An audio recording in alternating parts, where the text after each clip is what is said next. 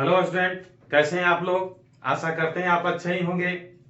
जैसा कि हमने पिछले दो वीडियो में पढ़ा करंट इलेक्ट्रिसिटी के इंट्रोडक्शन के बारे में। जैसे में फर्स्ट वीडियो जब हमने दिया उसमें हमने पढ़ा था इलेक्ट्रिक करंट के बारे में। सेकंड वाले वीडियो में हमने जाना ड्रिफ्ट वेलोसिटी के बारे में। और आज आपका तीसरा वीडियो है जिसमें हम चलेंगे इलेक्ट्रिकल रेजिस्टेंस यानी प्रतिरोध के बारे में। तो आज का टॉपिक है कि प्रतिरोध क्या होता है, क्या है ये प्रतिरोध, आखिर कैसे जनरेट होता है। उसके बाद में फिर इसका फॉर्मूला देखेंगे। उसके बाद में इस पर आधारित न्यूमेरिकल देखेंगे। ठीक है, तो सबसे पहले हम लोग अध्ययन करेंगे किस चीज के बारे में, इलेक्ट्रिकल रेजिस्टेंस के बारे में। तो देखेंगे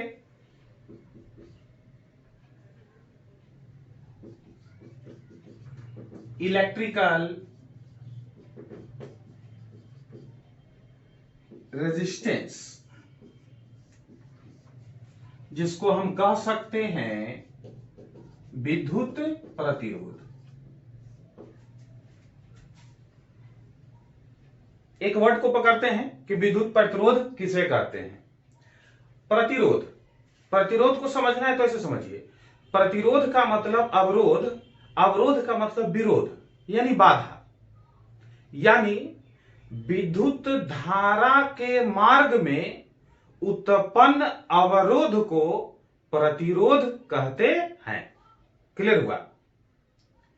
वैसे हम एक परिभाषा और भी दे सकते हैं। क्या है वो परिभाषा, कि विभवांतर एवं धारा के अनुपात को चालक का विद्युत प्रतिरोध कहते हैं।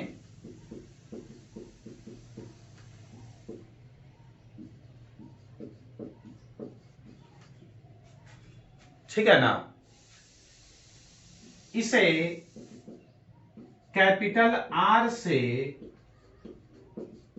सूचित किया जाता है। मान लिया जाए कि यह एक प्रकार का कंडक्टर है, ठीक है, और इसे इस प्रकार से कनेक्ट किए हैं, प्लस माइनस भी, और ये आपका कंडक्टर यानी चालक है, तो इससे करंट फ्लो होगा कि नहीं, आई।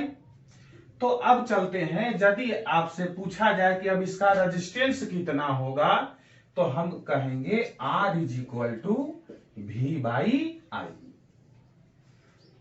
क्लियर है।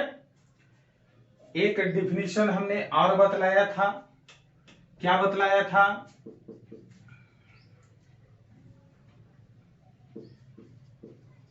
विद्युत धारा के मार्ग में उत्पन्न अवरोध को प्रतिरोध कहते हैं। क्लियर हुआ। तो आज का टॉपिक यही था। क्या था, इलेक्ट्रिकल रेजिस्टेंस यानी विद्युत प्रतिरोध। यदि कोई आपसे पूछे विद्युत प्रतिरोध किसे कहते हैं, तो बोलेंगे विभवांतर एवं धारा के अनुपात को चालक का विद्युत प्रतिरोध कहते हैं। इसे कैपिटल आर से सूचित किया जाता है। अब यहां पर देख लीजिए कि यह मान लीजिए कोई कंडक्टर है, यहां पोटेंशियल दिया गया है, इससे करंट निकल रहा है, तो इसमें कितना रेजिस्टेंस होगा, अगर इसको निकालना होगा कि इसका प्रतिरोध कितना होगा, तो R is equal to V by I. यहां जहां भी क्या है, विभवांतर है, I क्या है आपका करंट यानी धारा है। ये तो आपका डिफिनीशन हो गया। इसी डिफिनीशन को हम वन सेंटेंस में बोला, क्या, कि विद्युत धारा के मार्ग में उत्पन्न अवरोध को क्या कहते हैं, प्रतिरोध कहते हैं। क्लियर हुआ। आ जाइए अब इसके मात्रक में, कि इसका मात्रक आप कैसे जानोगे। तो आपको पता होना चाहिए भी विभवांतर, विभवांतर का मात्रक क्या होता है, वोल्ट, और धारा का क्या होता है, एम्पियर। है कि नहीं। और इसी के बदले में हम लोग लिखते हैं ओम। क्या लिखते हैं? ओम। तो कोई आपसे पूछे कि प्रतिरोध का एसआई यूनिट क्या होता है, तो बोलेंगे क्या? ओम। क्लियर है यहां तक? कोई प्रॉब्लम नहीं ना। तो 10th क्लास का ही चीज है। अभी तक हमने जितना बताया बिल्कुल जूनियर लेवल की चीज है। अब इसमें सीनियर लेवल कैसे इंक्लूड होगा, 12th क्लास कहां से आएगा, उसको ध्यान देते रहिए और अच्छे तरीके से समझते रहिए। तो यहां तक था। तो 10वां क्लास में आपने और भी चीज पढ़ा था। क्या पढ़ा था बता रहा हूं मैं। आपके सर पढ़ाए होंगे कि किसी चालक तार का प्रतिरोध उसके लंबाई के समानुपाती होता है, आर समानुपाती एल, इक्वेशन नंबर फर्स्ट। और किसी चालक तार का प्रतिरोध उसके अनुप्रस्थ काट के क्षेत्रफल के व्युत्क्रमानुपाती होता है, जो यहां पर आपको यहां डिनोट कर दिए। और इसी को जब आप इक्वेशन 1 और इक्वेशन 2 को आप क्या किए थे, मिलाए थे, तो R equal to rho L by A लिखा था, जहां रो को आपने बोला था प्रतिरोधकता। ये आप जानते हो क्योंकि 10th क्लास में पढ़ाया जा चुका है। R is equal to rho L by A. अब यहां पर देखिए, यहां तक तो आपने बिल्कुल आसानी से समझा होगा। अब इसमें थोड़ा सा बदलाव करेंगे, ठीक है ना। तो बदलाव करने के लिए हमको मिटाना होगा। अगर आप चाहते हैं इसको स्क्रीनशॉट लेने के लिए तो आप इसका स्क्रीनशॉट ले सकते हो। तो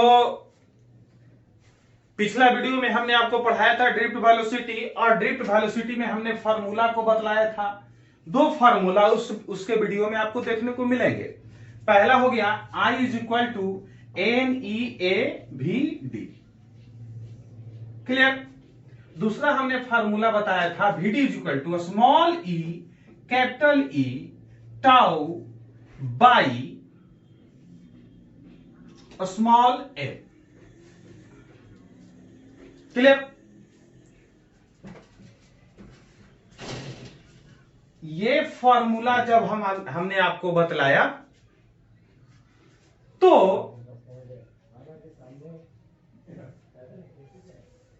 एक कंडक्टर पर विचार कर लेते हैं।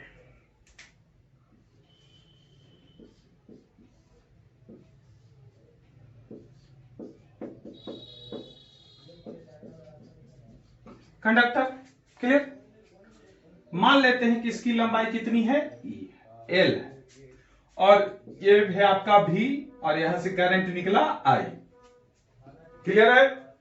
तो यहां से हम एक फार्मूला ले लेंगे, E इज इक्वल टू क्या होगा, V बाई एल। यानी V का मतलब कि चालक के सिरों के बीच का विभवांतर, और L का मतलब चालक की लंबाई।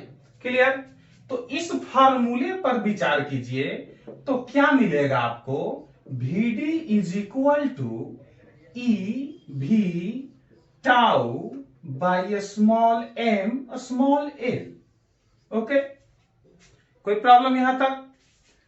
हमने ये फॉर्मूला जब पढ़ा तो यहां से हम VD का मान निकाल सकते हैं, I is equal to N E A. ठीक है। ये भी आपका क्या चीज का मान है, VD का।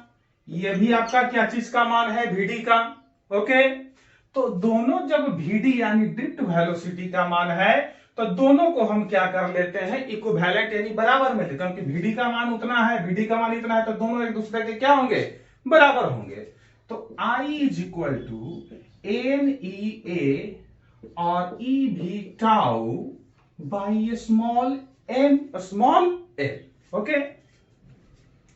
क्रॉस मल्टीप्लीकेशन कर देते हैं तो ई भी टाउ एन ई ए आई यहां हो गया एम एल। क्लियर है यहां तक। अब यहां से चलते हैं तो भी को इधर ही छोड़ देते हैं। ये इधर क्या है, बराबर की इस तरफ आई, इस तरफ जाएगा तो क्या में हो जाएगा, बटा में हो जाएगा। कोई प्रॉब्लम यहां तक। तो यहां पर इस बराबर की तरफ ये क्या है, एम एल ऊपर में, बटा में इधर क्या कौन कौन सा मटेरियल है, ई कितने हैं, 2, एन 1 है, तो एन ई स्क्वायर, फिर क्या हो जाएगा ए, और क्या हो जाएगा टाउ। क्लियर। या फिर इसको आगे पीछे भी लिख सकते, N square tau A. Clear. हमने क्या पढ़ा था कि capital R is equal to क्या होता है, V बाई आई। तो यहां से इसको हटा करके हम क्या आर नहीं लगा सकते हैं, तो यहां क्या हो जाएगा ml_ne² टाउ ए। क्लियर। तो ये जो इतना सारा जो मटेरियल आप देख रहे हो, इसी के बदले में रो आता है, तो mne² क्या हो जाएगा टाउ। क्लियर। तो अब एक जाकर के फॉर्मूला यहां पर बनेगा R=ρl/a, जहां रो को क्या कहेंगे प्रतिरोधकता। रो को क्या कहते हैं प्रतिरोधकता कहते हैं। ठीक है ना। यानी अगर रो का बात करें तो रो इक्वल टू देख रहे हैं यहां पर rho equal to m/ne² tau.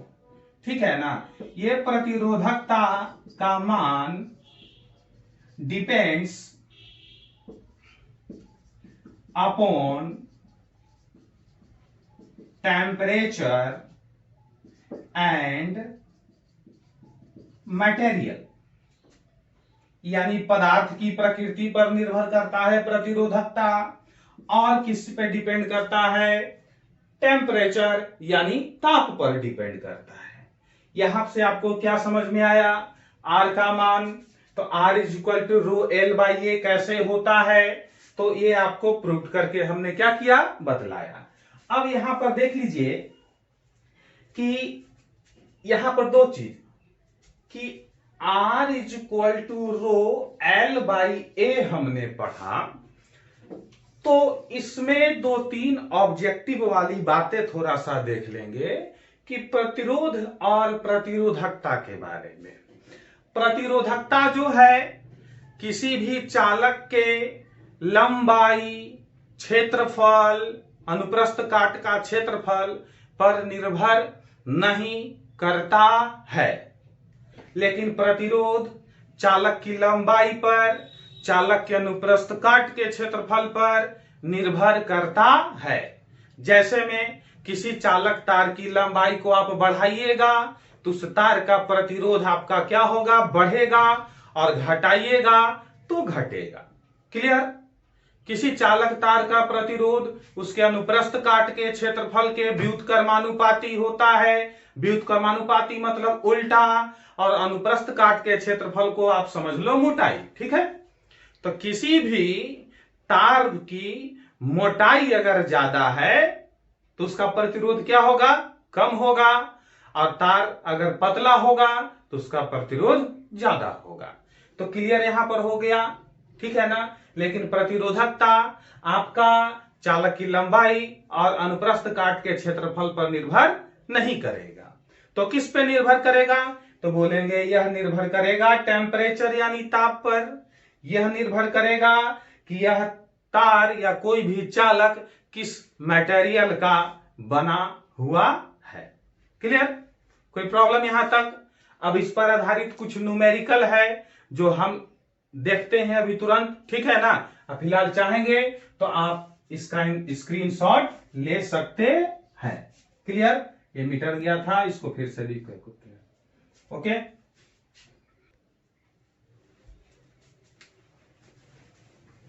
चलिए अब हम लोग चलेंगे कुछ न्यूमेरिकल के पीछे। तो न्यूमेरिकल में बिल्कुल इजी सा न्यूमेरिकल है। क्या है क्वेश्चन, 10 ओम के मोटे तार को खींचकर 10 ओम के मोटे तार को खींचकर इसकी लंबाई की तिगुनी कर दी जाती है, या इसको 3 गुनी भी करते हैं, 3 गुनी कर दी जाती है, तो नया प्रतिरोध कितना होगा। क्लियर। सवाल क्या बोला कि 10 ओम का एगो मोटा तार है, उसको खींच करके इसकी लंबाई की क्या कर दी गई, तिगुनी कर दी गई, तब उस नया तार का प्रतिरोध कितना होगा। क्लियर। तो इसको बनाने के लिए हम क्या करते हैं, एकदम बिल्कुल बेसिक से समझते हैं, एकदम एक एक लाइन को देखेंगे, और जब ये न्यूमेरिकल आपको समझ में आ गया तो देखिएगा कि इस पर आधारित जितने सारे न्यूमेरिकल हैं, इसमें कितना भी बदलाव काहे नहीं कर दे, आपको आसानी से समझ में आ जाएगा कि उसका सलूशन किस प्रकार कर सकते हैं। ठीक है, देखिए 10 ओम के मोटे तार को मान लेते हैं कि एक तार ऐसा है। क्लियर। इस तार का प्रतिरोध R कितना ओम दे दिया, 10 ओम। क्लियर। खींचकर इसकी लंबाई की, अब हम इस तार की लंबाई पता है कि हमको इस तार की लंबाई कितनी है, तो मान लेते हैं तार की लंबाई स्मॉल l है और अनुप्रस्थ काट का क्षेत्रफल कैपिटल A है और इसकी प्रतिरोधकता क्या है, रो है। क्लियर। तो इससे एक फॉर्मूला निकला R equal to rho L by A, जिसको हम 10 ओम कह सकते हैं। कोई प्रॉब्लम? ये तो बेसिक चीज है, अभी इसको खींचा तानी तो हुआ नहीं है। अब क्या कह रहा है कि इसको खींचकर इसकी लंबाई की 3 गुनी कर दी जाती है। पहले की लंबाई कितनी, L, अब इसको खींच करके कै गुनी कर दी गया, यानी 3 गुना, तो बोलो तो कितना हो जाएगा, 3L। और जैसे ही तार को तुम खींचोगे तो उसका क्रॉस सेक्शनल एरिया भी तो चेंज होगा। तो चेंज जब होगा तो इसका तो A मान लिए थे, हम इसका मान लेते हैं कौन डैश, A डैश, मानी इसमें भी बदलाव होंगे, तो क्या मान लिया, A डैश। कोई दिक्कत? तो बदलाव होगा किसका, प्रतिरोध को हमने मान लिया R डैश, जिसको क्वेश्चन मार्क लगा दिया, यानी हमको इसी का मान निकालना है। क्लियर। अब इसकी भी प्रतिरोधकता तो रो होगी, क्योंकि प्रतिरोधकता उसकी लंबाई पर डिपेंड नहीं करती है। तो इसमें भी रो होगा तो इसमें भी रो होगा। क्लियर। अब देखेंगे, जब हम लोग समझ लिए अच्छे तरीके से, तो आगे की ओर बढ़ते हैं। तो ध्यान दीजिए एक बात कि खींचने से पहले तार का जो आयतन होगा वो खींचने के बाद के आयतन के क्या होगा, बराबर होगा। यानी प्रारंभिक आयतन बराबर खींचने के बाद का आयतन। किसका, तार का। यदि बात करें किसका, तो तार का। ठीक है। तब प्रारंभिक आयतन बराबर लंबाई गुना चौड़ाई गुना ऊंचाई, और लंबाई और चौड़ाई को क्या कहते हैं, क्षेत्रफल। तो यानी इसका क्षेत्रफल को हम क्या से डिनोट किए, A से, और इसकी ये क्या है आपका, चौड़ाई, ऊंचाई, लंबाई, तो क्या, L।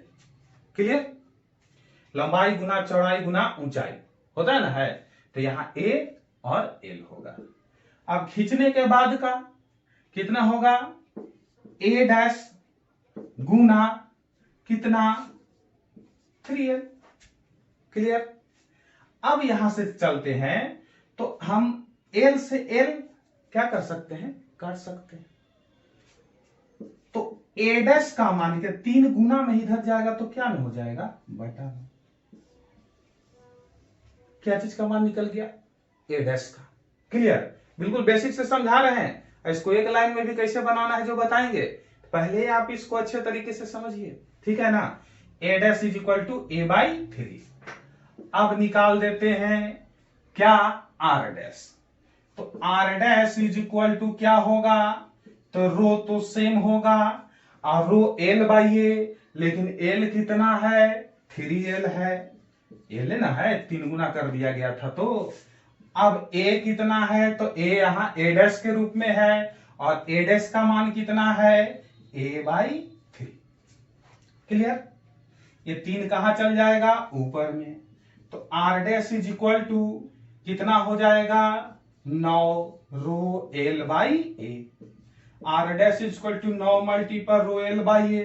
Row L by A कौची है, आर है, इसका मान कितना है, 10 है। तो यहां कितना लगा सकते हैं, 10। तो R dash is equal to 90 ohm. क्या हो गया आंसर। काफी लंबा है ना, ध्यान दो, लंबा हम इसलिए बतलाएं क्योंकि ये बेसिक डायग्राम कैसे कैसे सोच सोच के बनाया गया है। इसको कैसे बोला, 10 ओम के मोटे तार को खींचकर इसकी लंबाई की तिगुनी कर दी, तब पहले जानेंगे। एक तार है जिसका प्रतिरोध कितना है, 10 ओम है। इसकी लंबाई कितनी है, एल। अनुप्रस्थ काट का क्षेत्रफल कितना है, ए। तो इसका मान दिया हुआ है 10 ओम। अब इसमें क्या मॉडिफाई किया गया, तो इसको खींच करके इसकी लंबाई की तिगुनी कर दी गई। तो एल कितना में आ गया, कितना में बदल गया, 3L में। उसके बाद में ए है, तो ए भी तो चेंज होगा, तो इसका नाम हमने क्या रख दिया, ए डैश। तो यहां बदलेंगे तो इसका प्रतिरोध भी तो चेंज होगा, आर डैश, लेकिन प्रतिरोधकता सेम रहेगी। कोई प्रॉब्लम, इसमें भी रो, इसमें भी रो, क्योंकि प्रतिरोधकता इसकी लंबाई में परिवर्तन से प्रभावित नहीं होती है। आगे बढ़ते हैं। तो इसका आयतन और इसका आयतन, दोनों का आयतन क्या होना चाहिए, बराबर। यानी प्रारंभिक आयतन बराबर इस तार को खींचने के बाद का आयतन, दोनों सेम आना चाहिए। तो आयतन क्षेत्रफल गुना में ऊंचाई, तो ए गुना एल। क्लियर। इधर आते हैं, ए डैश गुना 3L। इससे एल से एल कैंसिल, ए डैश का मान आ गया ए बाई 3। अब हम निकाल सकते हैं किसका मान, आर डैश का। R dash equal to rho multiple rho L by A formula होता है, लेकिन इसके लिए एल की जगह क्या आ रहा है, 3L। तो rho multiple 3L by A dash. A dash का मान अभी निकाले हम, कितना, ए बाई 3। 3 ऊपर गया, 3 दिया गया, कितना हो गया, 9। रो एल बाई ए बच गया, और रो एल बाई ए का मान कितना है, 10। तो 9 गुना में 10 बराबर 90 ओम आंसर। क्लियर है। तो ये तो आपका बन गया। और बनने के बाद अब जाहिर सी बात है कि अगर ये चीज ऑब्जेक्टिव में पूछे तो क्या हम इतना बड़ा बनाएंगे। ये केवल आपको समझने के लिए बतलाया है कि कैसे कैसे हुआ। अगर ये चीज आपको ऑब्जेक्टिव में पूछेगा तो मेरा एक ट्रिक याद रखिएगा, ठीक है ना। और उस ट्रिक को अच्छे तरीके से इस पर, जैसे इसका आंसर याद रखिएगा, कितना आया है, 90 ओम। इस ऐसे पहले आप इसका स्क्रीनशॉट ले लीजिए, ठीक है ना। उसके बाद हम आगे बढ़ते हैं, ये एक लाइन में कैसे देगा आंसर उसके बारे में, ठीक है। ले लीजिए स्क्रीनशॉट। ओके, तो देखते हैं, मिटा देते हैं इसको।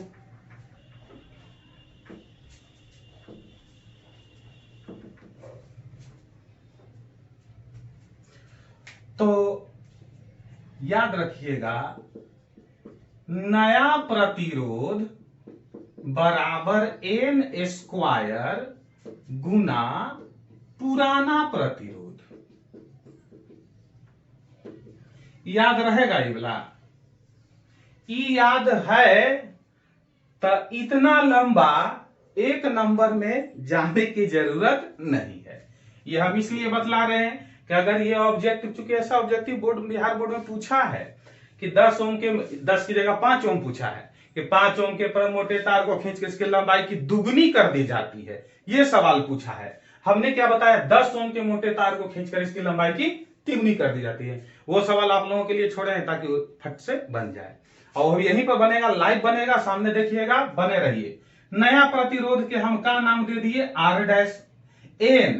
तो जितना गुना करने के लिए कहे, तो जैसे एकरा में कई गुना कह दिया है, 3 ना, तो 3 के एन की जगह या 3 भरो, स्क्वायर कर दो। आ पुरनका प्रतिरोध कितना देले है, 10, तो यहाँ 10 लगा दो। तनी देखो तो 3 तिया के 9 गुना में 10 बराबर 90 नहीं आया आंसर, आया कि नहीं है। एक के लाइन में हिसाब किताब बराबर। तब फिर सर जी उतना मनी का हालत तक नहीं से बतिया रहे थे जब ये पते था, इसलिए क्योंकि ऑलराउंडर बनो, वो बेसिक चीज है, आखिर इसी से ये आया है।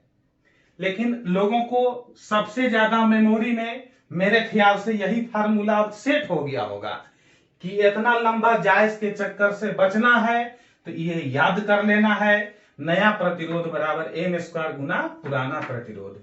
लेकिन कभी कभी जो इसमें ट्रिकी घुमा देगा ना, तो यही मेथड जो है काम देगा, जो हम सबसे पहले पढ़ाए आपको। कोई प्रॉब्लम यहां तक? इसी पर एगो हम और देख लेते हैं न्यूमेरिकल, और इसका जवाब जो है फटाक से तुम्हारे जुबान पर आ जाना चाहिए। कैसे? हम यहां लिख देते हैं 5 ओम के मोटे तार को खींचकर इसकी लंबाई की दोगुनी कर दी जाती है। कितनी? दोगुनी।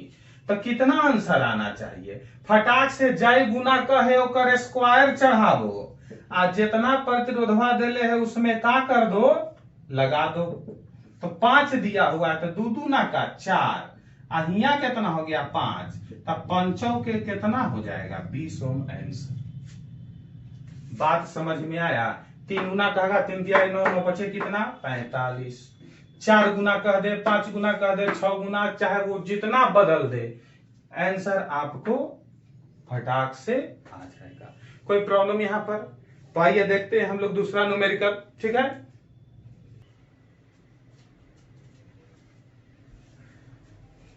तो जी ये न्यूमेरिकल आपको समझ में आ ही गया होगा। याद रखना का है वो पढ़ाए शॉर्टकट में एकदम याद है।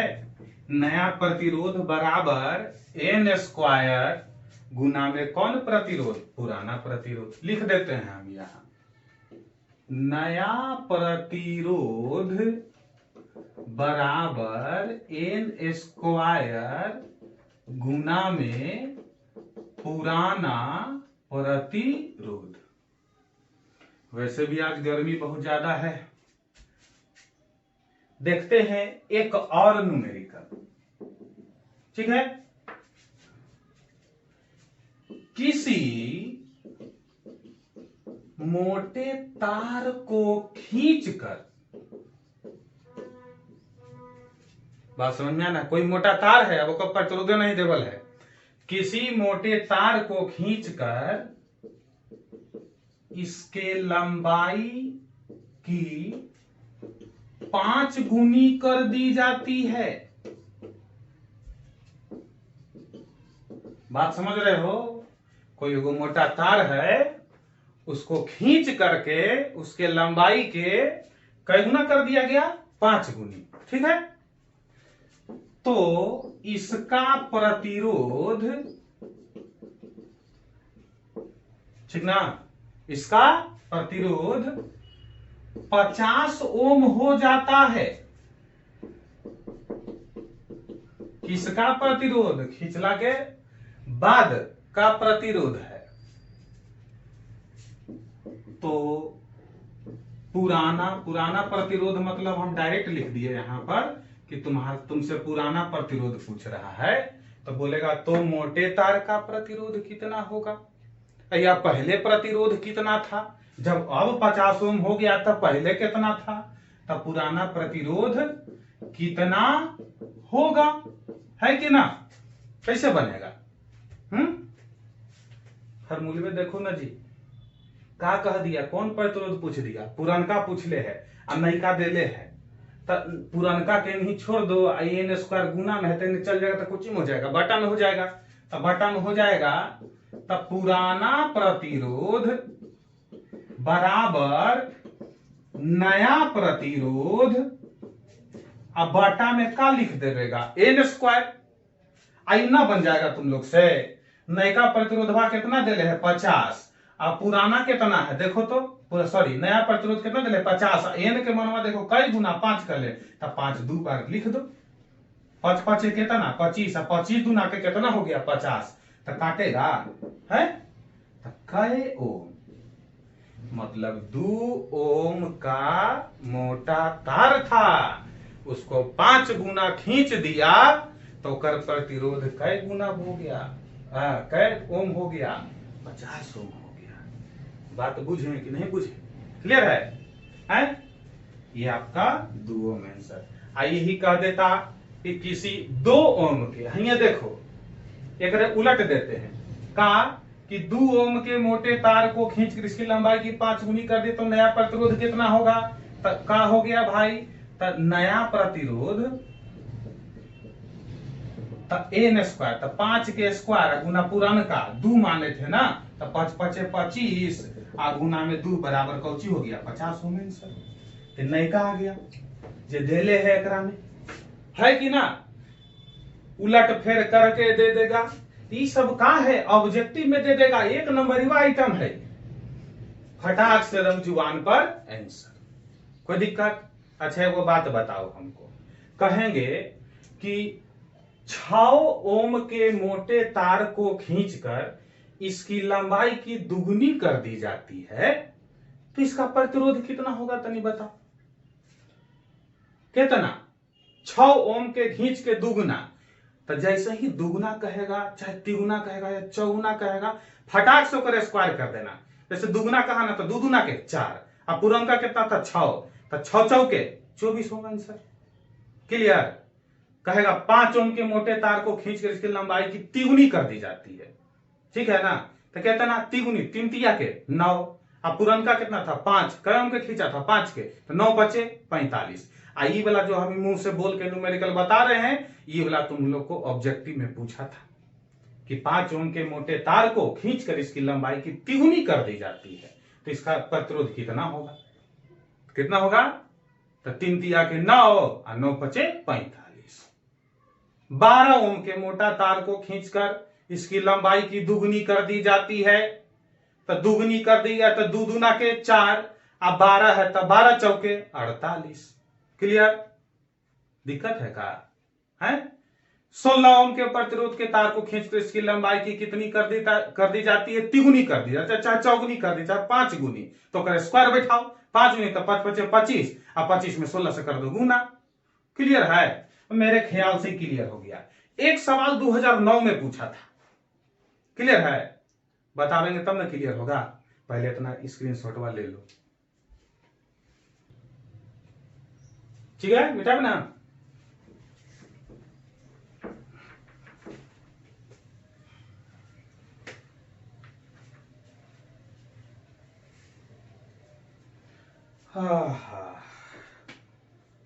इसमें वाव है, अब कहेगा कि 8 ओम के मोटे तार के प्रतिरोध को खींचकर इसकी त्रिज्या की 1/3 कर दी जाती है, तो ये फार्मूले फेल हो जाएगा, यानी ये फार्मूला काम नहीं करेगा। अब क्या काम करेगा बाद में बतावेंगे, पहले एगो 2009 में एक सवाल पूछा था, उसको हम देखते हैं, ठीक है? क्या सवाल था? सवाल था कि 8 ओम प्रतिरोध वाले तार को इसके बीच से 180 डिग्री मोड़कर, कै डिग्री? 180 डिग्री मोड़कर ऐंठ दिया जाता है। कैसन? ऐंठ दिया जाता है, मतलब समझ में आया कि एगो तार था इसे, क्लियर? एकरा बीचे से 180 डिग्री मोड़ करके आ का कर देवल गया, ऐंठ देवल गया। क्लियर?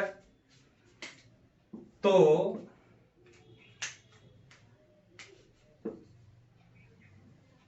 अब प्रतिरोध कितना होगा?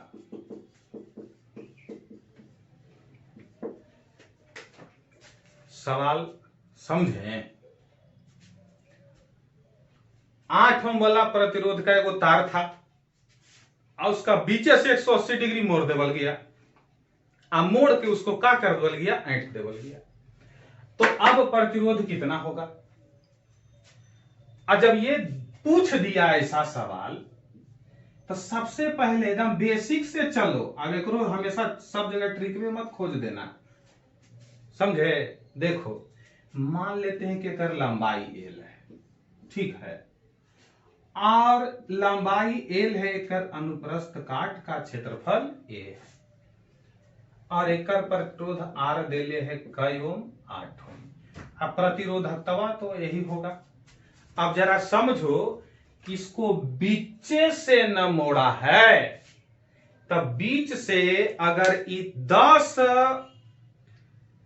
मीटर है आप बीचे से मोड़ देंगे तो कई मीटर होगा। भले एकर मोटैया बढ़ जाए लेकिन लंबैया कितना होगा, आधे ना जी, बीचे से मोड़ दिए तब पूरा एकर लंबाई कितना था, एल था। आई तार के हम का किए कि बीच से फोल्ड कर दिए तो कितना हो गया, एकर लंबाई l/2। घट न गया आधा, लेकिन मोटैया का हो गया, बढ़ गया। मतलब कि एकर वैल्यू चेंज करेगा, चेंज करेगा तो इसको क्वेश्चन मार्क लगाओ, ठीक है ना। और यहां पर यहू तो बदलेगा तो एक क्वेश्चन मार्क लगाओ, और एकर प्रतिरोधकता तो सेम रहेगा, चाहे ओकर मोटाई बढ़े चाहे घटे, उससे रो से कोई लेना देना नहीं है। इतना जब समझ गया तो देखेंगे अब एक यहू 2 लाइन में बनता है, लेकिन पहले ये देख लो, ठीक है। अभी देखिए यहां पे क्या है, इसका निकालेंगे तो R इक्वल टू क्या होगा, रो l/a, ठीक है। इसके लिए चल रहा हूं मैं, तो यहां पर रो l/a है, तब ने इसको दिया होगा क्या ओम, 8 ओम। यहां तो कोई दिक्कत। अब चलते हैं वही पुराना वाला हिसाब में चल जाओ, तो यहां से चलेंगे तो क्या, प्रारंभिक आयतन बराबर मोड़ने के बाद लिख दो, मोड़ने के बाद का आयतन। तो पहले कितना था, तो a गुना में l कर दो, मोड़ला के बाद a' गुना में l/2 का, मतलब कि l से l कैंसिल हो गया, a' बराबरी बटा में है चल गया तो गुना में, तो a' बराबर कितना, 2a का, कोई दिक्कत। और जब ये निकल गया ना तो r' फटाक से निकाल दो, r' equal to rho l/a होता है, लेकिन ई कंडीशन में l की जगह यह कौची है, l/2 है, तकरा नीचे ही लगा दो, और बाई a तो एक की जगह a' है, a' के मनवा कितना है, 2a, 2 दूना के 4, यानी r' is equal to rho l/a गुना में 1/4। क्लियर। डायरेक्ट चाहे तो लिख सकते थे, हम आप ही लोग को समझाने के लिए बतला रहे हैं। रो l/a कितना देले है, 8 गुना में 1/4 कट गया तो कितना, 2 ओम कौची। बात समझ गए कि नहीं। यही सवाल तुमको पूछा था, शायद का 2009 में पूछा था। क्लियर। 2009 में यह सवाल आपका पूछा गया था कि 8 ओम प्रतिरोध वाले तार को इसको बीच से 180 डिग्री मोड़कर ऐंठ दिया जाता है, तो अब प्रतिरोध कितना होगा। क्लियर, कोई दिक्कत। हाँ, तो आगे बढ़ते हैं। चलिए, कोई दिक्कत नहीं, यही तक रखते हैं आज का वीडियो। और जैसा कि हमने आपको न्यूमेरिकल बताया, अगर आपको ये न्यूमेरिकल समझ में आया हुआ है तो लाइक कीजिए, कमेंट कीजिए, शेयर कीजिए अपने दोस्तों के बीच, ताकि इस चीज का लुत्फ उठाए। क्योंकि ये सवाल हमेशा फिजिक्स में, 12th क्लास के फिजिक्स में आपको देखने को मिल जाता है कि तार को मोड़ के दुगनी तिगुनी 10वां क्लास में मिल जाता है। तो ये आपका बेसिकली एक ऑब्जेक्टिव का सवाल, और भी सवाल है जिसमें कोई वैल्यू नहीं दिया हुआ रहेगा, ठीक है ना। जैसे में एक सवाल कर ही लेते हैं, तब आगे बढ़ेंगे हम लोग, ठीक है ना। तो देखते हैं,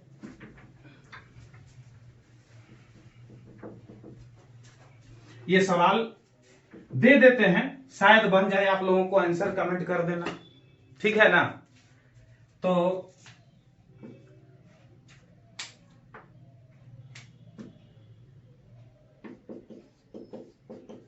एक तार की लंबाई स्मॉल l तथा प्रतिरोध कैपिटल R है। क्लियर। इसे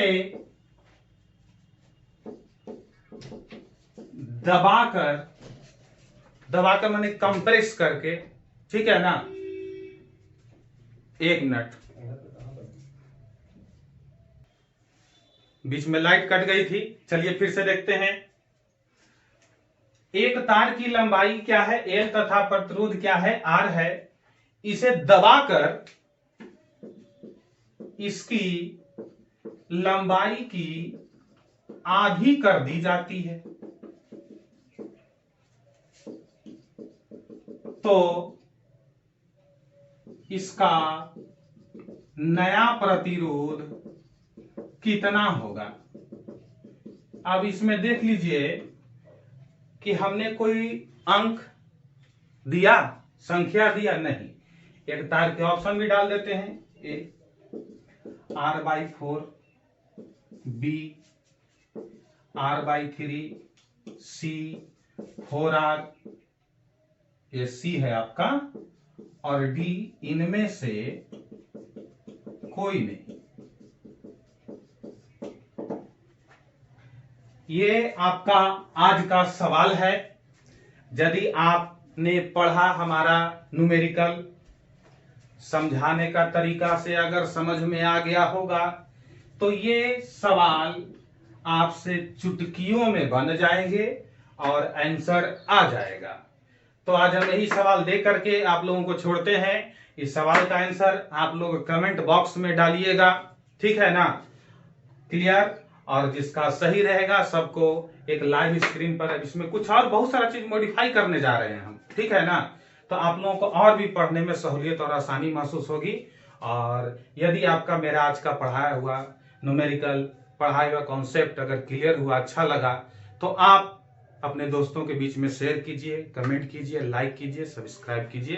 that's it for today, see you next video. Okay.